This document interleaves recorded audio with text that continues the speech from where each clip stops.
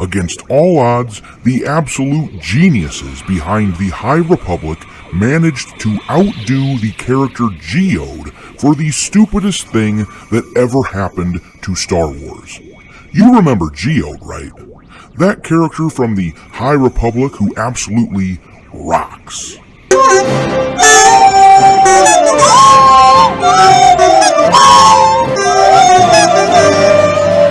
Now, we've entered a whole new level of stupid with this Jedi Bakeoff. In this video, we're gonna take a look at this new low for the world of Star Wars and how awful it is that they'll just turn any old idea into a Star Wars project. And then, we're gonna compare what they're doing in the High Republic to the good work being done by the likes of Dave Filoni and Jon Favreau. And finally, we're going to take a peek at the damage this carefree attitude of slapping the Star Wars logo on any old product has done to the brand as a whole. Dodson! Dodson! We've got Dodson here! See, nobody cares.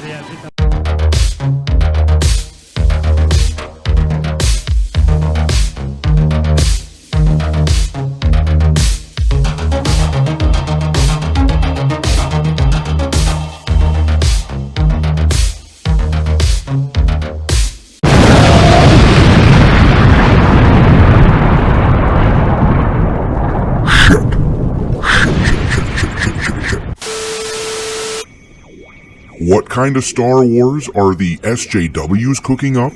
Well, let's take a look at this article from Screen Rant. Star Wars reveals the Jedi officially have their own bake-off. Really. Star Wars The High Republic Adventures Galactic Bake-Off Spectacular features an epic Jedi Bake-Off and Master Yoda's special pastry recipe. Nobody cares. The recently released one-shot Star Wars The High Republic Adventures Galactic Bake-Off Spectacular takes the space opera in a new direction: baking. Two Jedi go head-to-head in a baking challenge that requires them to share stories which delve into the history of the High Republic era of Star Wars. Will these heroes master the art of creating Yoda's pastries? I don't give a rat's ass. I just can't with these people. A bake-off? Really? Did some buffoon in Lucasfilm come up with this idea as some Looney Tunes way to sell Star Wars to females? Because if that's true, then somebody needs to get fired. Actually, scratch that. No matter what reason they decided to install a bake-off into Star Wars deserves a one-way ticket to the unemployment line. Now, don't get me wrong, if somebody wants to make a Star Wars cookbook or something like this one here, that sounds fine. I'm sure Wookiee cookies are delicious, but I'm also sure that there's no reason to insert them into actual Star Wars canon like this unless you're either purposefully destructive toward the franchise or a blithering idiot. Maybe it's both. Fade in. Oh look, an idiot. Let's point and laugh. I mean, look at this crap. What kind of slack-jawed simpleton reads this stuff? And follow-up question, how can they read stuff like this and then take it seriously when the tone of the stories is supposed to suddenly turn dark and scary? Of course, this is assuming that there are actual threats during the High Republic era. I don't care. Now compare what we just saw to this article, which was admittedly meant as just a fluff piece to get people interested in the Book of Boba Fett in India and surrounding countries. The headline of this article, Dave Filoni on why he signed Robert Rodriguez for Star Wars The Book of Boba Fett. One thing I love about this headline is that it's a bit revealing about the power dynamics on this end of the Star Wars spectrum. You know, the side of the spectrum where the grown-ups actually try to tell stories that fans want to watch. If this headline is accurate, then Dave is the one doing hiring on this end of the spectrum. Whether you believe Kennedy still has power in the company, or whether you think she's just a figurehead because they can't fire her and admit failure, either way, Dave Filoni is the man making executive decisions within the Mandoverse. I like it. We'll read a bit of this article just to give you a little more insight into the process. Skip down to that third paragraph, which reads, commenting on Robert's fluidity for knowledge sharing, the producer said he shares knowledge left and right.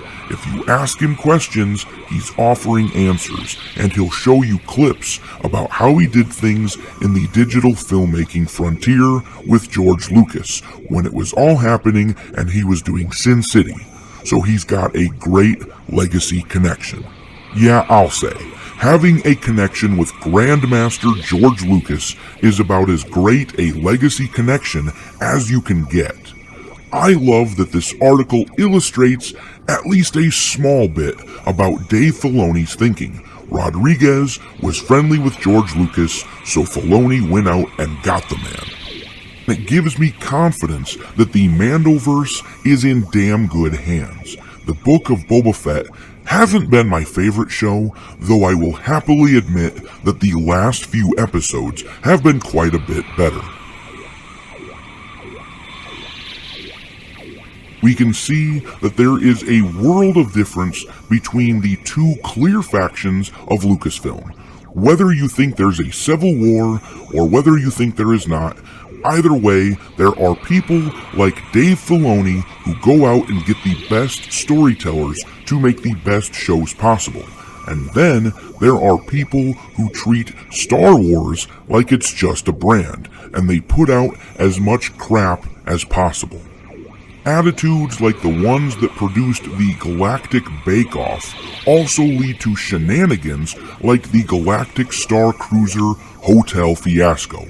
For anyone who hasn't followed this story, I'll leave a link in the description to this article from that park place. Suffice to say, it's a hotel at Disney World that is severely lacking in quality, to the point that a lot of people have canceled reservations.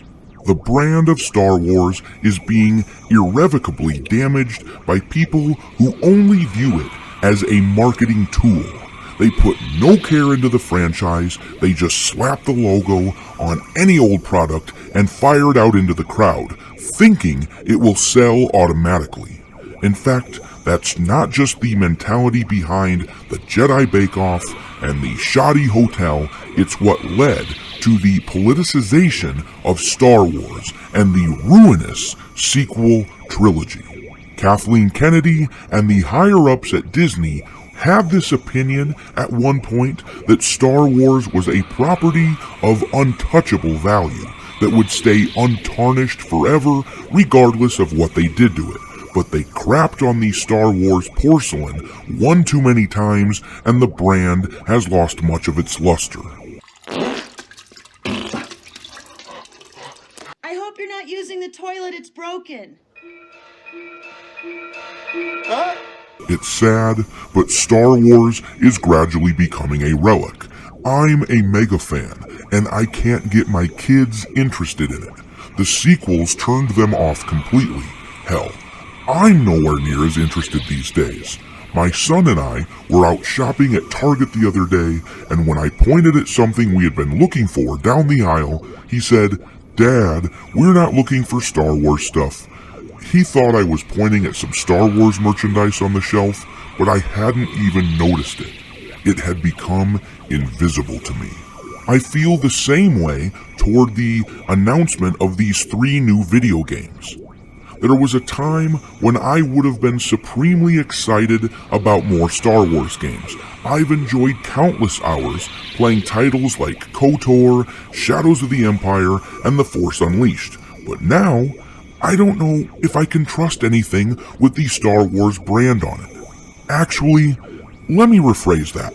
I know I can't trust anything with the Star Wars brand on it. Not unless it's headed up by Filoni or Favreau. And what's more, I damn sure won't be giving these idiots my money. All they've earned is my derision.